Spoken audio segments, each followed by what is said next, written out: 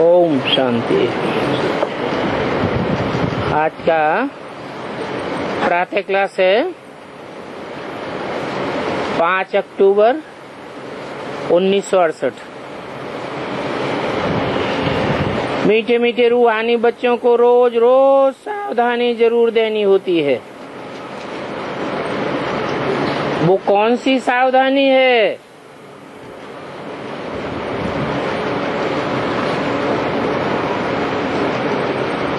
पहली सावधानी है सेफ्टी इज फर्स्ट। और सेफ्टी काहे से है?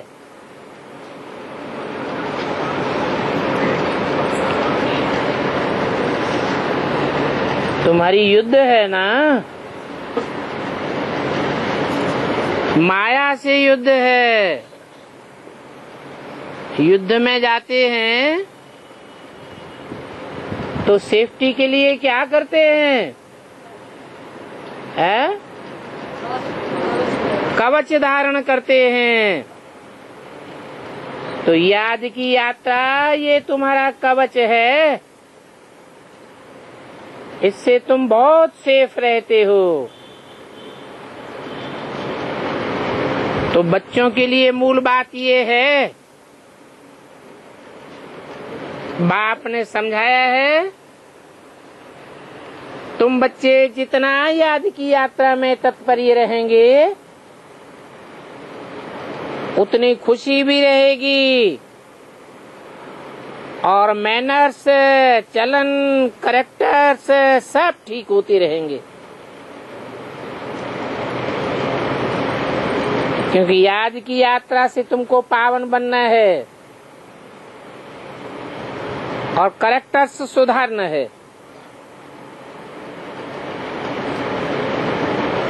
अपनी जांच करते रहना है, मेरे कैरेक्टर्स किसी को दुख देने वाले तो नहीं है।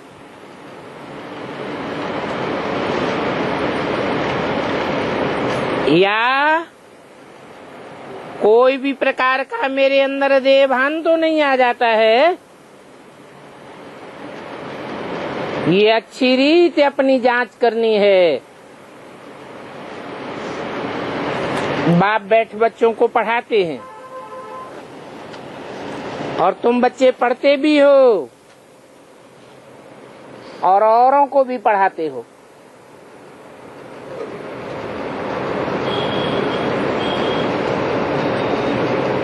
तुम्हारा डबल काम है। बाप का काम है सिर्फ पढ़ाना,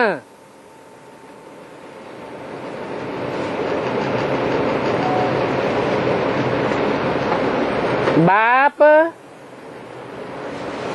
सदैव आत्माभिमानी है। बाकी तो सब देहधारी हैं। उसमें सारी दुनिया आ जाती है। एक बाप ही विदेही है। वो तुम बच्चों को कहते हैं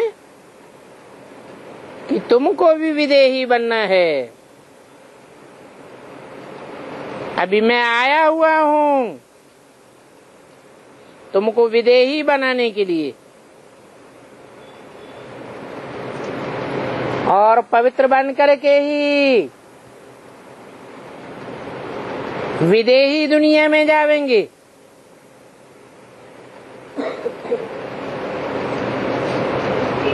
वो आत्माओं की दुनिया है।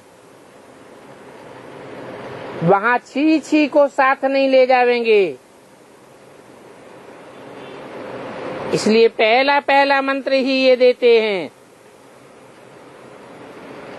विदेही बाप को याद करो।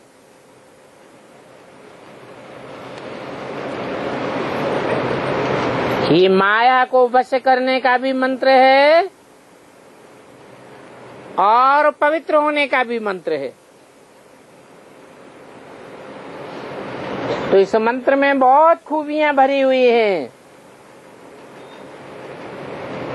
इस मंत्र से ही पवित्र बनना है। अर्थात मनुष्य से देवता बनना है। ये तो जानते हो कि हम ही देवी देवताएं थे। इसलिए बाप कहते हैं अपनी सेफ्टी चाहो, मजबूत बनना चाहो, महावीर बनना चाहो तो ये पुरुषार्थ करो। क्या पुरुषार्थ करो? अपन को आत्मा समझ विदेही बाप को याद करो। और ये शिक्षा तो बाप देते रहेंगे।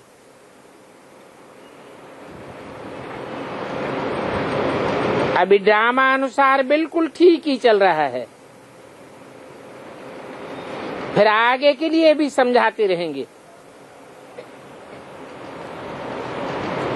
याद की यात्रा में कमजोर नहीं बनना है। बल अंदर घर में रहने वाले हैं, परंतु बहुत बच्चे हैं जो कच्चे हैं। बाप ने समझाया है कि बाहर रहने वाले अंदर रहने वालों से जीत पहन लेते हैं। ये अंदर और बाहर क्या है?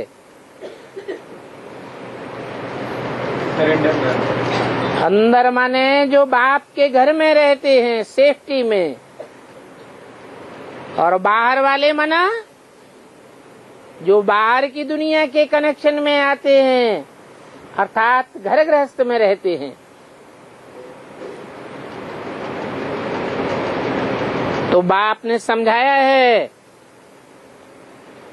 कि बाहर रहने वाले अंदर वालों को जीत लेते हैं। भक्ति मार्ग के शास्त्रों में इसका मिसाल भी आया है। कौन सा मिसाल है?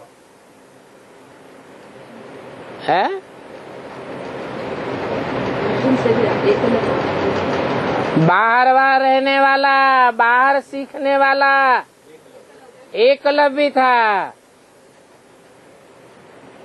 और पांडव अंदर रह करके सीखने वाले थे।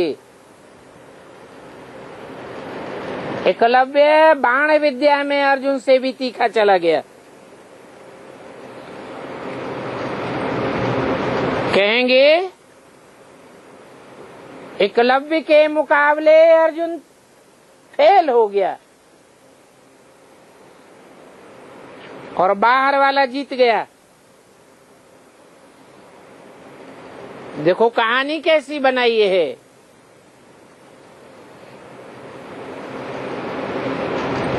कहाँ की यादगार है?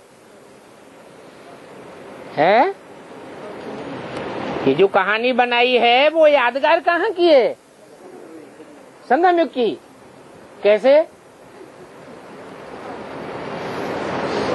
है?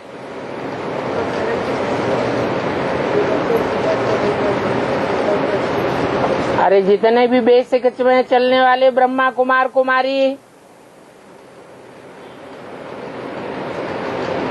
वो अंदर रह करके सीखते थे। जो सरेंडर्ड वर्ग के थे, और यहाँ जो बैठे हैं वो बाहर रहने वाले थे या अंदर रहने वाले थे?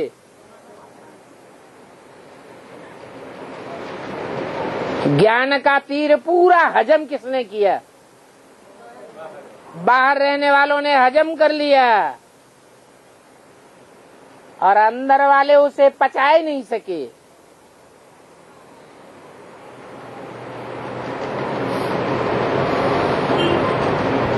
वो याद में ठीक है, क्योंकि वो याद में ठीक है। बाण विद्या की बात बताई। ज्ञान के बाण मारने में बाहर वाले तीखे चले गए और अंदर वाले रह गए। वो फेल हो गए और वो पास हो गए। मिसाल एक का दिया जाता है। ऐसे नहीं कि अर्जुन एक था। एक अर्जुन की बात नहीं है, एक एकलव्य की बात नहीं है।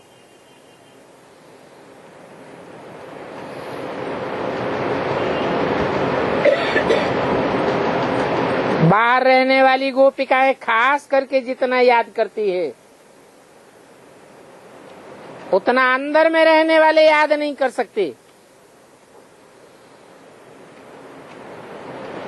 बाहर रहने वाली बांधेलियों को तड़पन रहती है। किस बात की? शिव बाबा से मिलने की। और जो मिलते रहते हैं उनका जैसे पेट भर जाता है।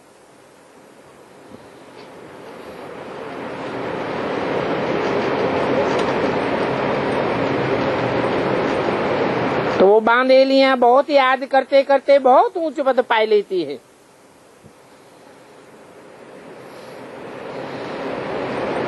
अंदर वालों से भी ऊंच पद पाई लेती हैं। देखा जाता है अच्छे अच्छे बड़े बड़े सेंटर संभालने वाली, मुख्य सब्जेक्ट याद की यात्रा में बहुत कमजोर हैं।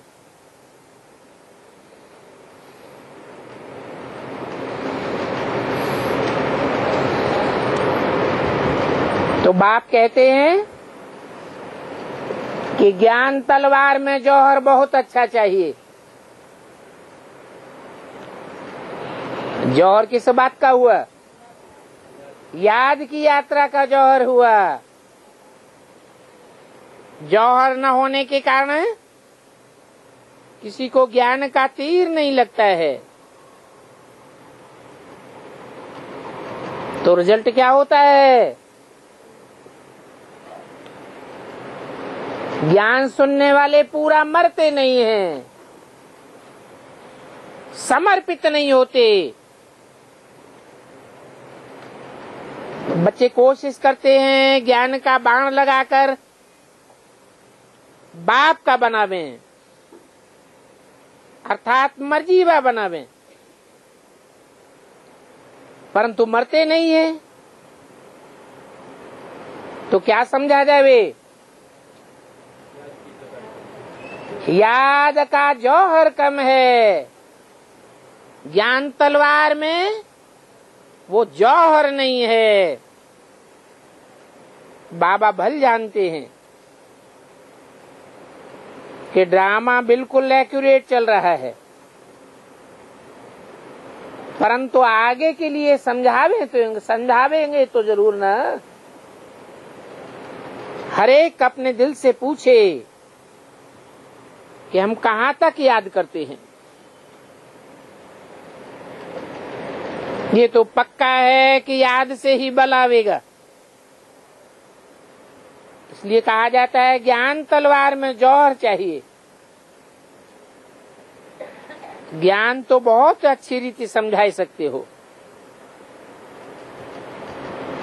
और ये बात भी है कि जितना जितना याद में रहेंगे उतना बड़े मीठे बनते जावेंगे। जब तुम सतो प्रधान थे तो बहुत मीठे थे, अभी फिर तुमको सतो प्रधान बनना है और बहुत मीठा बनना है। स्वभाव भी बहुत मीठा होना चाहिए, कब रंज में नहीं आना चाहिए। ऐसा वातावरण कब कोई न बनावे जो कोई को रंज हो जावे। ऐसी कोशिश करते रहना है कि कोई किसी को रंज न हो, क्योंकि ये ईश्वरीय कॉलेज स्थापन करने की बहुत ऊंची सेवा है। विश्वविद्यालय तो भारत में बहुत गाए जाते हैं, वास्तव में वो कोई विश्वविद्यालय नहीं है। सारे विश्व का विद्यालय तो एक ही होता है, जहाँ बाप आकर सबको मुक्ति, जीवन मुक्ति का वर्षा दिलाते। बाप जानते हैं सारी दुनिया के जो भी मनुष्य मात्र हैं सब खत्म हो जाने वाले हैं। बाप को बुलाया भी इसलिए है कि इस अच्छी दुनिया का खात्मा करो और नई दुनिया की स्थापना करो। बच्चे भी समझते हैं कि बरोबर बाप आया हुआ है।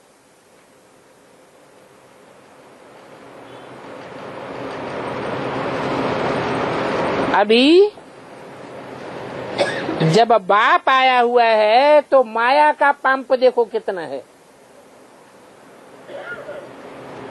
एक खेल भी दिखाते हैं, फॉल ऑफ पंपिया।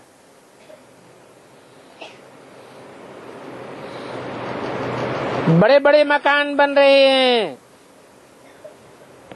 ये माया का पंप है।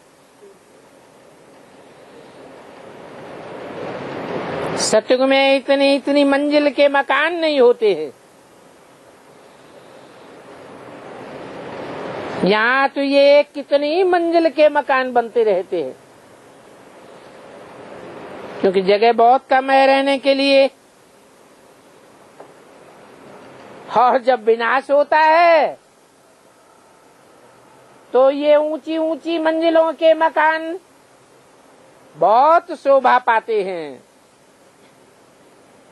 जैसे ताश के पत्ते खेले जाते हैं ना, तो कितना खुश होते हैं। ये दुनिया ताश के पत्तों के मुआफिक गिरेगी।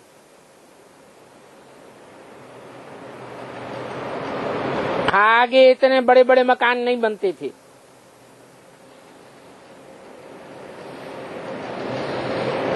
बॉम्ब जब गिरेंगे तो ताश के पत्तों की तरह गिरेंगे।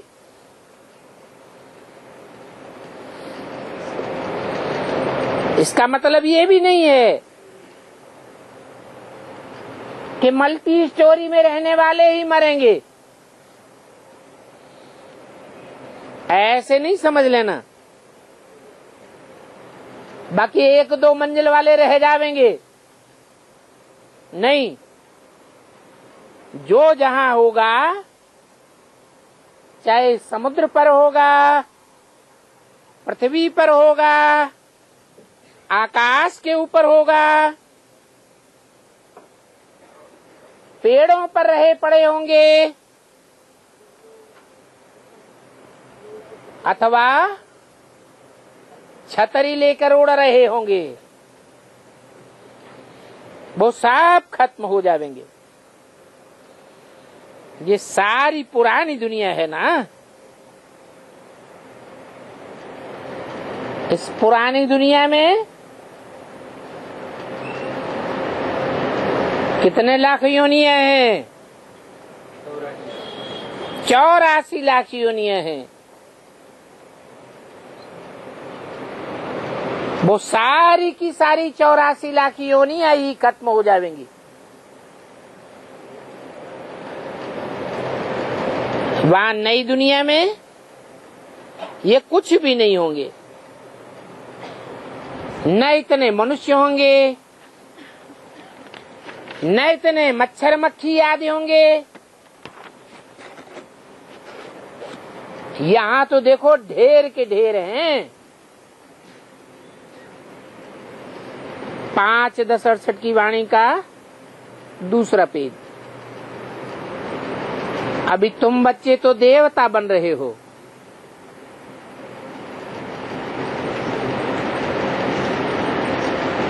मनुष्यों में देवता सबसे श्रेष्ठ माने जाते हैं, तो उनकी दुनिया में श्रेष्ठ योनियां होंगी या आज के मुआफिक सब प्रकार की योनियां होंगी? वहां श्रेष्ठ योनियां होंगी। वहां की हर चीज सतो प्रधान होती है। यहाँ भी देखो, बड़े बड़े आदमियों के घर में जावेंगे तो वहां बड़ी सफाई रहती है, एक मच्छर भी देखने को नहीं मिलेगा।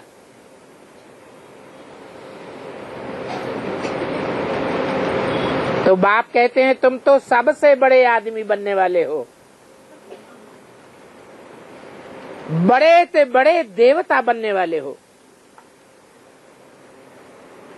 तुमको तो बड़े आदमी भी नहीं कहेंगे। आज ये कोई नई बात नहीं है। 5000 वर्ष पहले भी तुम इतने बड़े बने थे, लेकिन नंबरवार बने थे। तो नई दुनिया में पुरानी दुनिया जैसा इतना कचरा आदि वहां कुछ नहीं होगा। तो बच्चों को बहुत खुशी होनी चाहिए कि हम बहुत बड़े ऊंचे देवता बनने वाले हैं, क्योंकि हमको पढ़ाने वाला ऊंचे ऊंचे एक ही बाप है, वो हमको बहुत ऊंचे बनाते हैं। और पढ़ाई में भी हमेशा नंबरवार पोजीशन वाले होते हैं। ये तो जानते हो, कोई कम पढ़ते हैं, कोई जास्ती पढ़ते हैं। अभी बच्चे पढ़ाई का पुरुषार्थ कर रहे हैं,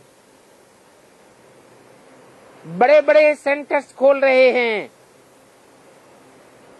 इसलिए कि बड़ों को मालूम पड़े कि भारत का प्राचीन योग ये गाया जाता है।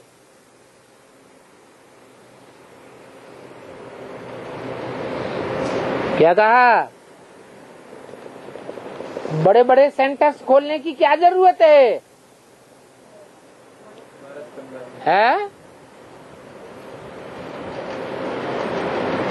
यज्ञ के आदि में जब पहली गीता पाठशाला खुली थी तो पुराने टाइम का बना हुआ जो माउंट आबू का मकान था खपरेल वाला, उसमें मम्मा का कमरा बहुत छोटा था। ऐसे छोटे कमरे में यूनिवर्सिटी खोली थी।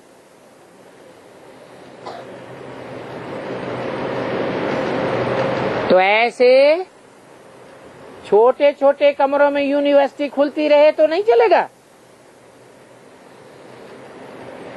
है? क्यों नहीं चलेगा? इसलिए नहीं चलेगा कि दुनिया के बड़े से बड़े जो मनुष्य मात्र है उनकी आवाज दुनिया में जास्ती फैलेगी। इसलिए आगे चल करके और अभी भी बड़े बड़े मकान लेते जाते हैं।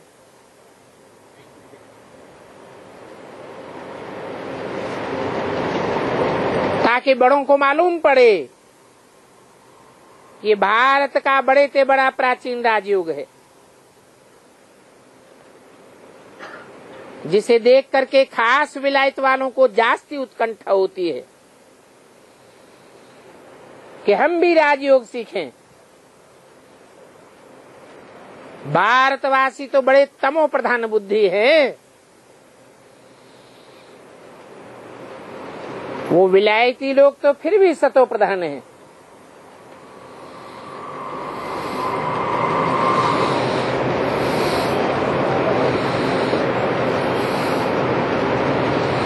सतो प्रधान नहीं कहेंगे, तमो प्रधान भी नहीं कहेंगे, कहेंगे तमो बुद्धि है। इसलिए उनको शौक रहता है भारत का प्राचीन राजयोग सीखने का। और ये भारत का प्राचीन राजयोग बड़ा नामी ग्रामी है। इस राजयोग से ही ये सारी दुनिया स्वर्ग बनी थी। खास भारत स्वर्ग बनता है। बहुत थोड़े आते हैं जो आकर के पूरी रीति समझते हैं। क्यों? थोड़े क्यों आते हैं? हैं? जब राजयोग सारी दुनिया में बहुत प्रसिद्ध है, गाया हुआ है, तो बहुतों को आना चाहिए। थोड़े लोग क्यों आते हैं?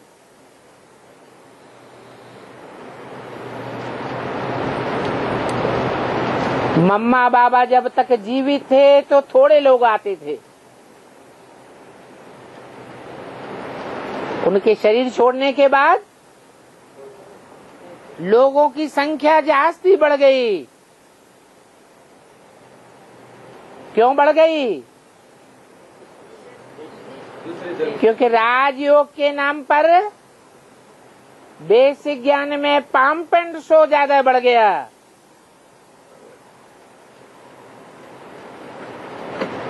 तो विदेशों से बड़े बड़े लोग भी आने लगे।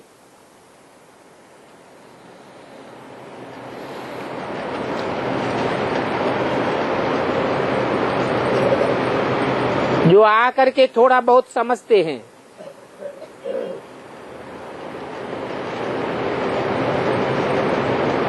जानते हैं कि स्वर्ग अथवा हेवन पास्ट हो गया है,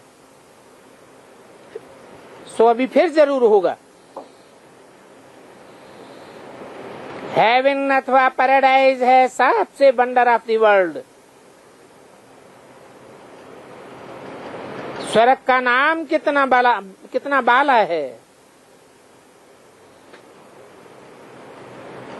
तुम कंट्रास्ट भी बताते हो। स्वर्ग और नरक, शिवालय और वैश्यालय।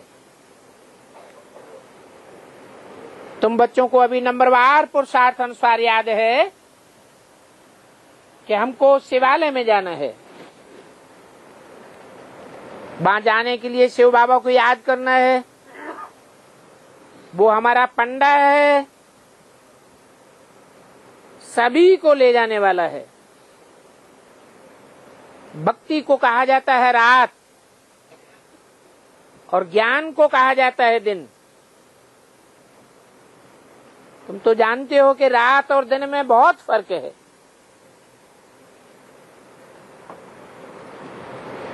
वो है अज्ञान की रात और ये है ज्ञान का दिन। अर्थात ये बेहद की बातें हैं। नई दुनिया और पुरानी दुनिया में बहुत फर्क होता है। अभी देखो, दिल्ली में बड़े बड़े मकान बन रहे हैं।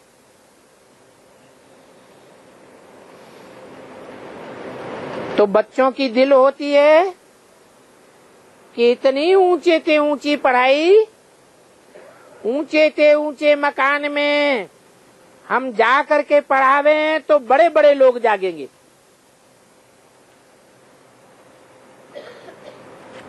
क्योंकि एक एक को बैठ करके समझाना पड़ता है। वास्तव में पढ़ाई व शिक्षा देने के लिए एकांत में स्थान होते हैं। ब्रह्मज्ञानियों के आश्रम भी शहर से दूर होते हैं और वो भी नीचे ही रहते हैं। इतनी ऊंची ऊंची मंजिलों बना करके नहीं रहते हैं। अभी तो देखो, तमो प्रधान होने के कारण शहरों में घुस पड़े हैं, क्योंकि वो ताकत अभी खत्म हुई पड़ी है।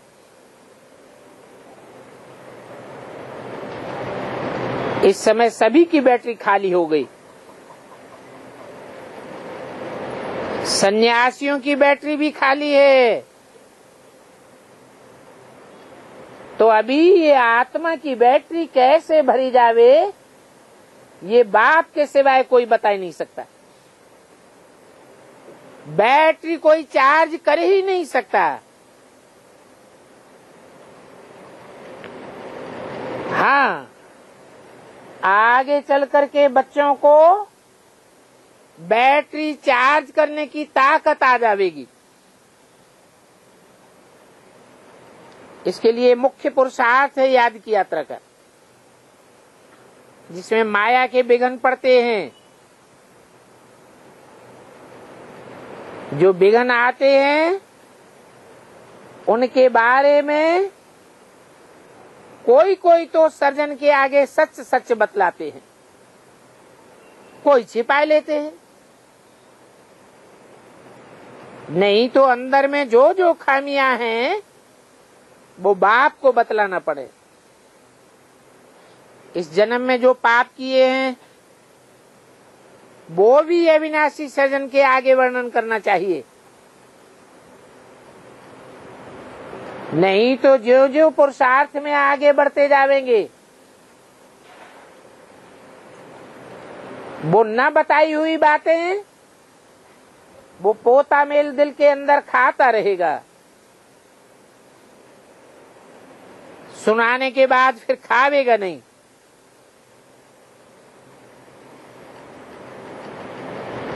तो अंदर ही अंदर रख देना वो भी नुकसानकारक है। जो सच्चे सच्चे बाप के बच्चे होते हैं वो तो सब कुछ बाप को बतलाए देते हैं। बताते हैं बाबा हमने इस जन्म में ये पाप किए। दिन प्रतिदिन बाप पोता मेल की बातों पर जोर देते रहते हैं, क्योंकि अब ये तुम्हारा अंतिम जन्म है। तमो प्रधान से पाप तो जरूर बहुत होते होंगे। बाप समझाते हैं मैं बहुत जन्मों के अंत में जो नंबर 1 पतित है उसमें ही प्रवेश करता हूं, क्योंकि इनको ही फिर नंबर 1 में जाना है।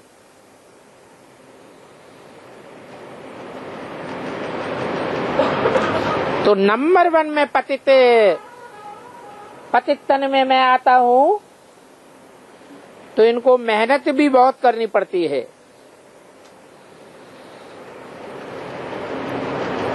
इस जन्म में जो पाप किए हुए हैं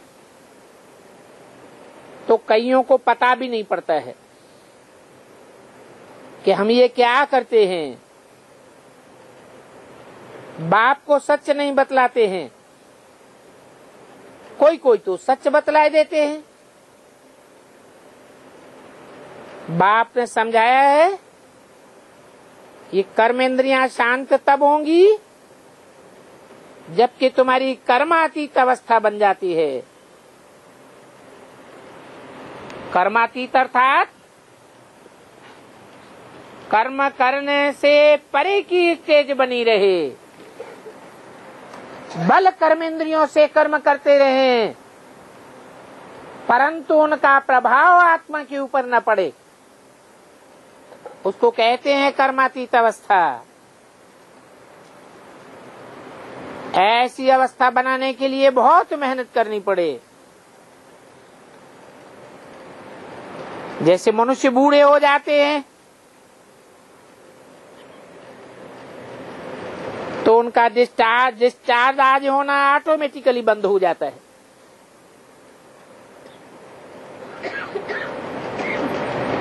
परंतु इस ज्ञान में तो छोटेपन में ही सब बंद हो जाना चाहिए, क्योंकि बाप कहते हैं तुम सबकी कौन सी अवस्था है? वानप्रस्थ अवस्था है।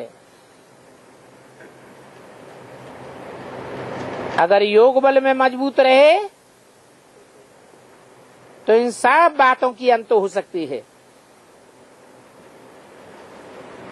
वहां नई दुनिया में तो कोई ऐसी गंदी बीमारी कीचड़ पट्टी आदि नहीं होती है।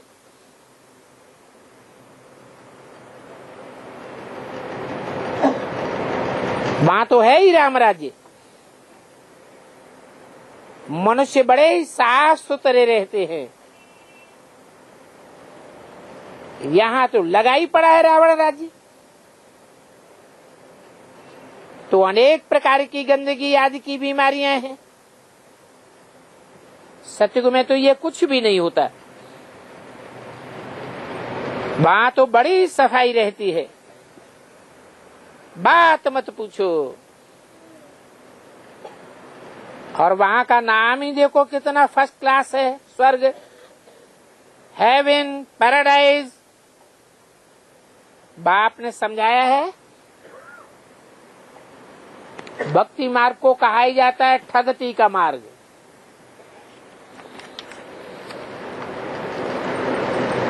बहुत ठगाया जाता है। और भक्ति मार्ग में बड़े बड़े ठग होते हैं। इसलिए बाबा भी बताते हैं भगत बड़े ठगत, परंतु उनका भी कोई दोष नहीं है। 5-10-68 की वाणी का 3रा पेज। कुछ ठग होते हैं, बड़े पाप आत्मा होते हैं। बाप बैठ समझाते हैं, इस पुरुषोत्तम संगम युग पर ही तुम ये सभी बातें सुनते हो। कल इन बातों को नहीं सुनते थे कि भगत बड़े ठगत होते हैं। कल तुम मृत्युलोक के मालिक थे, आज तुम अमरलोक के मालिक बनते हो। तुमको निश्चय हो जाता है कल हम मृत्युलोक में थे, अभी हम संगम युग पर आए हैं अमरपुरी में जाने के लिए। ये सारा पुरुषार्थ तुम अब अमरपुरी में जाने के लिए कर रहे हो। और पढ़ाने वाला भी अभी हमको एक मिला है। अच्छी रीत पढ़ते हैं तो पैसा भी देखो कितना कमाते हैं। तो सारी बलिहारी पढ़ाई की है, यहाँ भी ऐसे है। इस पढ़ाई से तुम बहुत ऊंचे से ऊंच पद पा सकते हो, क्योंकि अभी तुम पुरुषोत्तम संगम युग पर हो। तुम्हारी आत्मा नंबरवार पुरुषार्थ करके ऊंचे से ऊंचे पद पाने वाली पुरुषोत्तम बन रही है।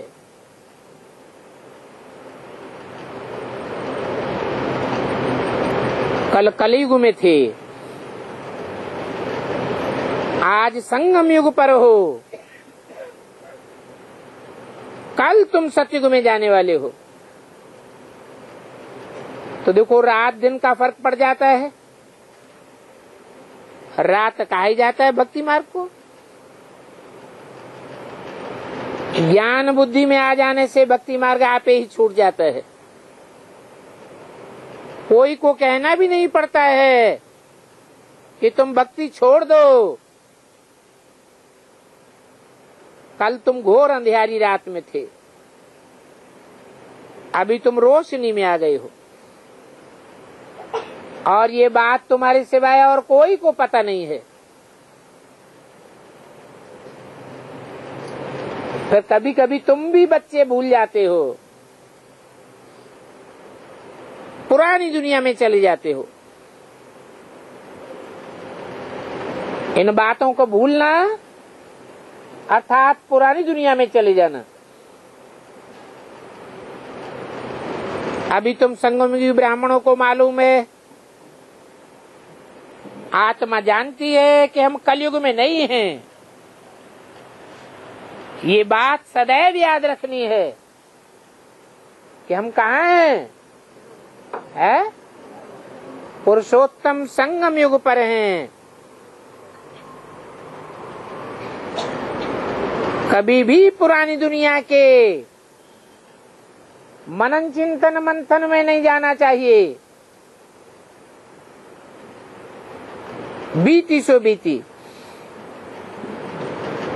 भूलना अर्थात पुरानी दुनिया में चले जाना।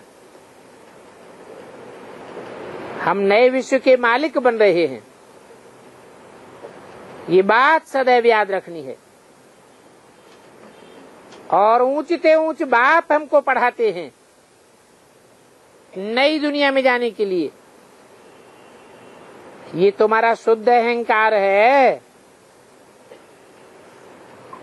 और वो है अशुद्ध अहंकार। तुम बच्चों को कब अशुद्ध ख्यालात नहीं आने चाहिए।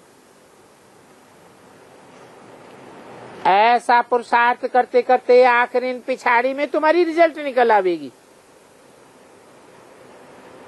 बाप समझाते हैं इस समय सभी पुरुषार्थी हैं, सब पढ़ाई पढ़ रहे हैं। इम्तिहान का समय अभी नजदीक होता जाता है। कौन से इम्तिहान का है? Final paper. तो नंबरवार पास होकर के फिर ट्रांसफर हो जाते हैं।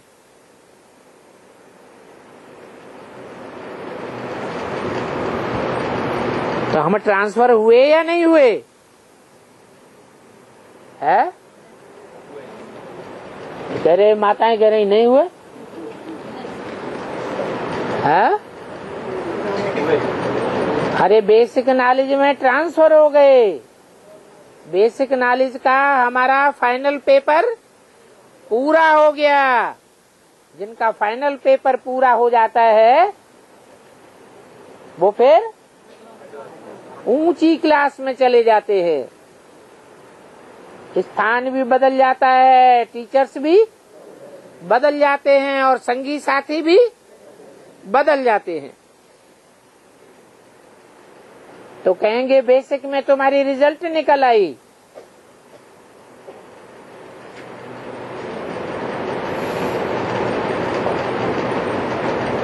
अभी तुम्हारी है बेहद की पढ़ाई। जिस पढ़ाई को सिर्फ तुम ही जानते हो, वो बेसिक में चलने वाले नहीं जानते हैं। तुम उनको कितना भी समझाते हो फिर भी समझते नहीं है। नए नए झट आ जाते हैं। बेहद के बाप से बेहद का वर्षा पाने के लिए भल दूर रहते हैं। फिर भी सुनते सुनते निश्चय बुद्धि होकर समझते हैं कि ऐसे बाबा के सन्मुख हमको तुरंत जाना चाहिए। जिस बाप ने बच्चों को पढ़ाया है ऐसे बाप से तो सन्मुख जरूर मिलना चाहिए। तो ये तुम बच्चे जानते हो कि समझ करके ही सब कोई बाप के पास आते हैं। कोई नहीं समझे हुए हैं तो भी यहाँ आने से समझ जाते हैं। बाप भी कहते हैं दिल में तुम्हारे कोई भी बात हो, कोई बात समझ में नहीं आती हो तो भल पूछो। बाप तो चकमक है। जिनकी तकदीर में होगा वो अच्छी रीति पकड़ लेंगे। तकदीर में नहीं है तो फिर खलास हो जाते हैं। सुनते हुए अनसुना कर देते हैं। तो जरा सोचो कि यहाँ कौन बैठ पढ़ाते हैं? भगवान पढ़ाते हैं, जिनका असली नाम है शिव। वो शिव आकर के जब हमें पढ़ाते हैं तो शिव बाबा कहा जाता है। उनसे 21 जन्मों की ईश्वर की बादशाही मिलनी है। ऐसे ऐसे समझा समझा करके ले आते हो। कोई पूरा नहीं समझते हैं तो इतनी सर्विस नहीं कर सकते हैं। कितने जो न समझने वाले हैं वो कितनी सर्विस नहीं कर सकते कि कोई को समझाकर बाप के सामने ले आवे।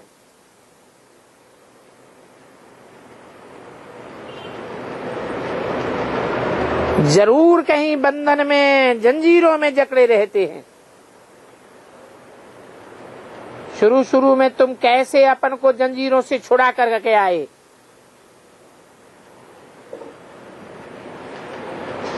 क्या कहा? शुरू शुरू माने कब है? यज्ञ के आज में जंजीरों को छुड़ा करके पहले पहले कौन आए? वो नहीं आए, यह नहीं आए। पहले कौन आए? तुम आए। ऐसे दिल में आता है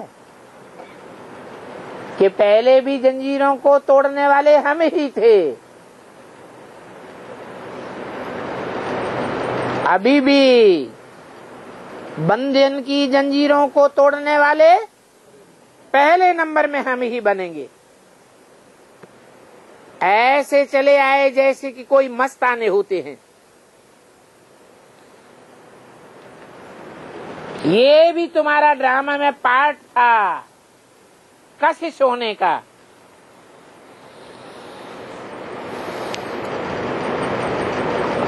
ड्रामा अनुसार भट्टी बननी थी।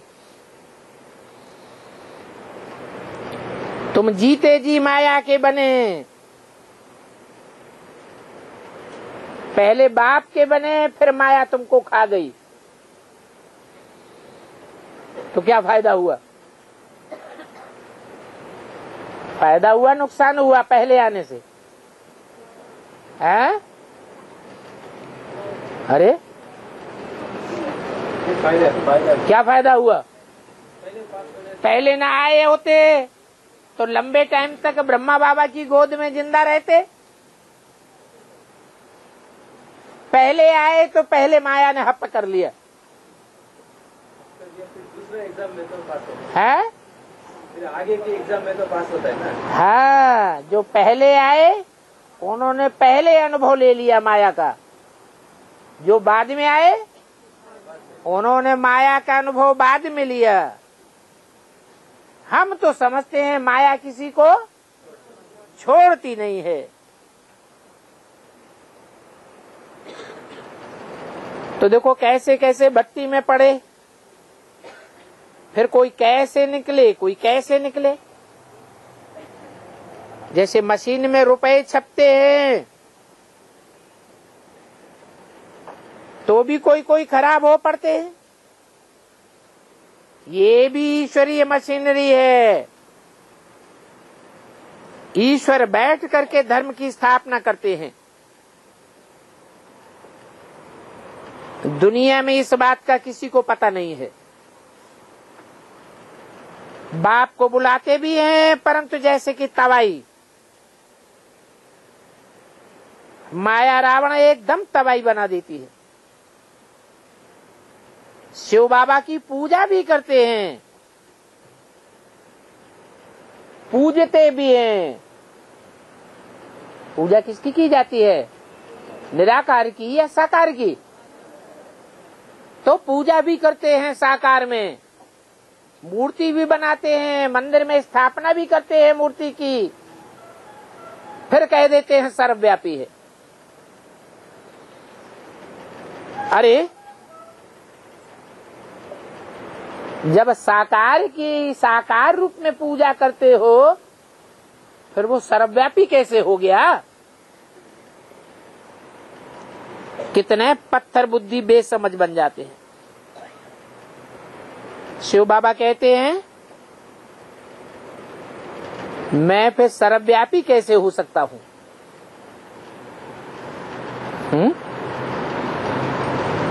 चलो,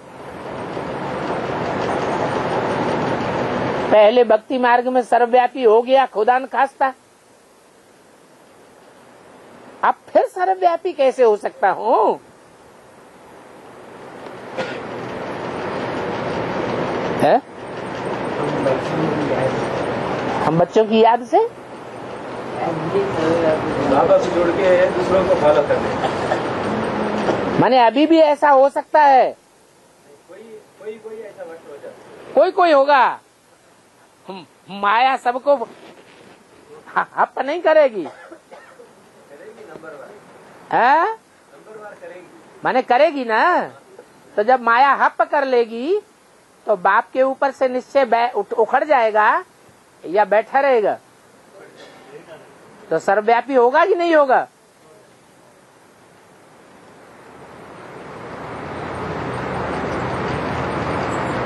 तो शिव बाबा कहते हैं मैं फिर से सर्वव्यापी कैसे हो सकता हूँ? बाबा प्रश्न करते हैं।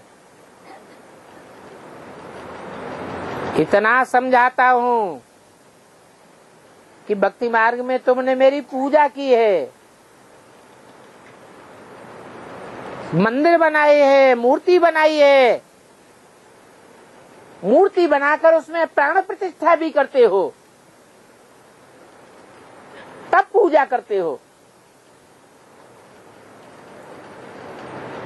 इतना समझने के बावजूद भी तुम फिर से मेरे को सर्वव्यापी समझ के बैठ जावेंगे, ये कैसे हो सकता है? बाबा कहते हो फिर सर्वव्यापी कैसे होगा?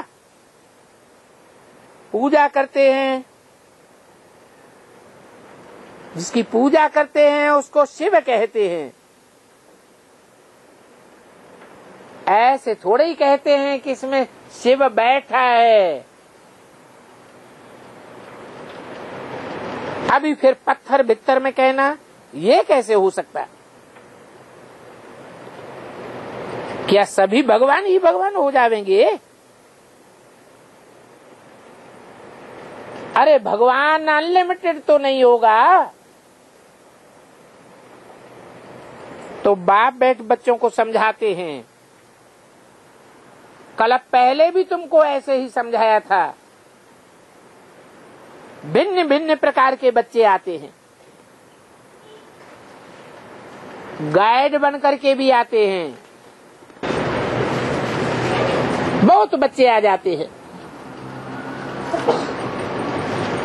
साथ में बिठाकर उनकी देखभाल करेंगे।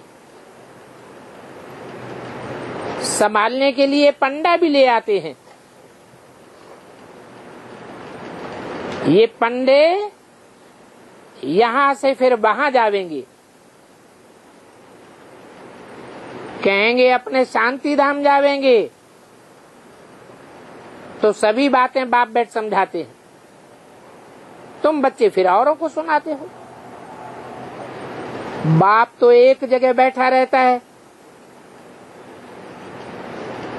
बाबा बाहर में जाए तो इतनी सभी साज मशीनें आदि उठाना पड़े। कितना कारोबार चलता है। बच्चों को एक दिन भी मुरली नहीं मिलती है तो कितना चिल्लाते हैं।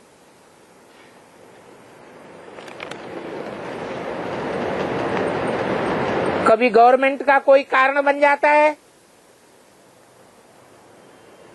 फिर कर ही क्या सकते हैं। जिनमें ज्ञान है वो तो बिगर मुरली बैठ समझाते रहते हैं। बाप तो सिर्फ कहते हैं कि अपन को आत्मा समझ बाप को याद करो। मूल बात ये है, जो अच्छे बुद्धिमान होंगे वो समझ जाएंगे कि हमको पवित्र जरूर बनना है। इसमें बार बार कहने की दरकार नहीं है। परंतु कोई कोई बच्चे हैं जिनको बार बार कहना पड़ता है। एजुकेशन मिनिस्टर आदि भी चाहते हैं कि बच्चों की चलन अच्छी हो, तो उनको भी समझाना पड़ता है। यहाँ चलन सभी की खराब है, क्योंकि सब पतित अपवित्र हैं। पवित्र बने तो चलन भी बहुत अच्छी इन देवताओं जैसी हो जावे। तुम योग बल से पवित्र बनते हो तो तुम ये लक्ष्मी नारायण जैसे देवता बन जाते हो। कितने खुश रहते हो।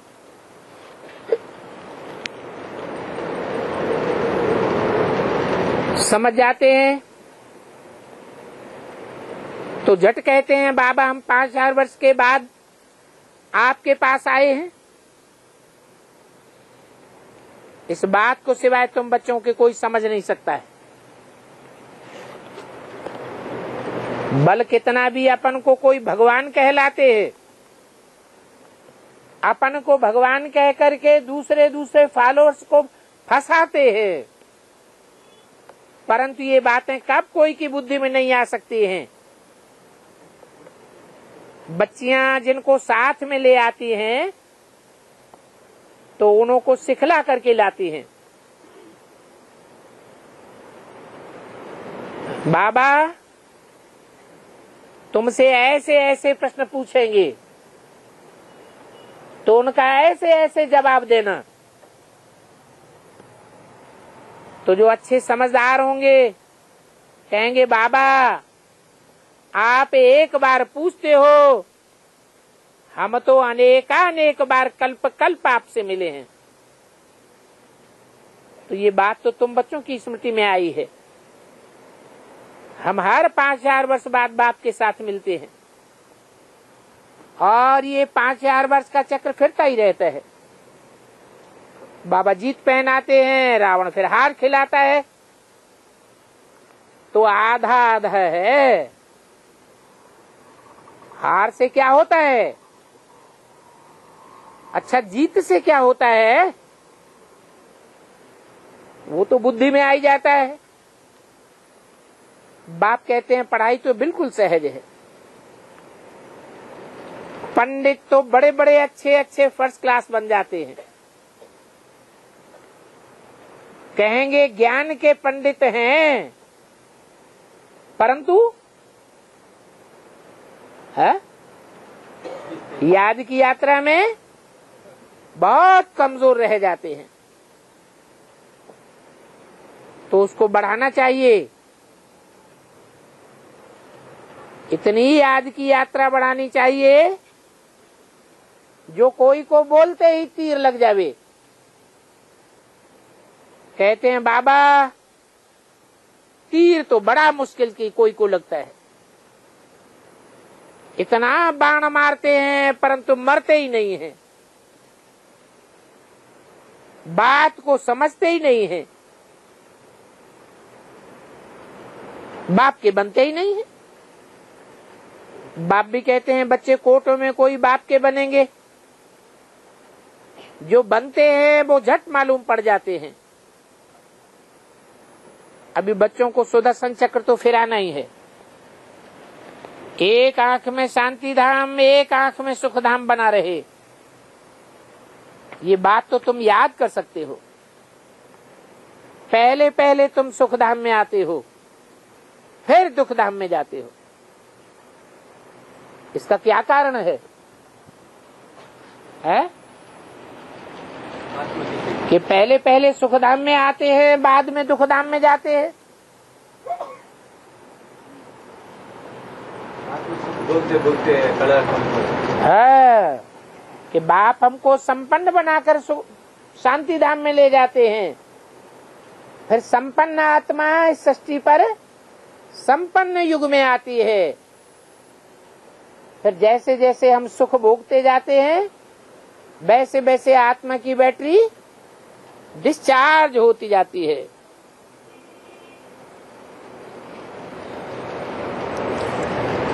तो तुम बच्चों को बाप बहुत थोड़ा काम देते हैं। ये दुखधाम है, ये पैगाम कोई को दे सकते हो। सुखधाम और शांति धाम ले जाने वाला एक ही बाप आया हुआ है। ये बात सदैव बुद्धि में रहे। बाप तो सदैव सुख का वर्षा ही देते हैं। कोई बाप श्राप अथवा दुख का वर्षा नहीं देते हैं। ये बात तो हर एक बच्चा समझ सकता है कि हम किस प्रकार का फूल हों। ये तो जानते हो कि फूलों में भी नंबरवार होते हैं। अच्छा, मीठी मीठी रूहानी बच्चों को रूहानी बाप दादा का याद प्यार गुड मॉर्निंग। रूहानी बाप का रूहानी बच्चों को नमस्ते।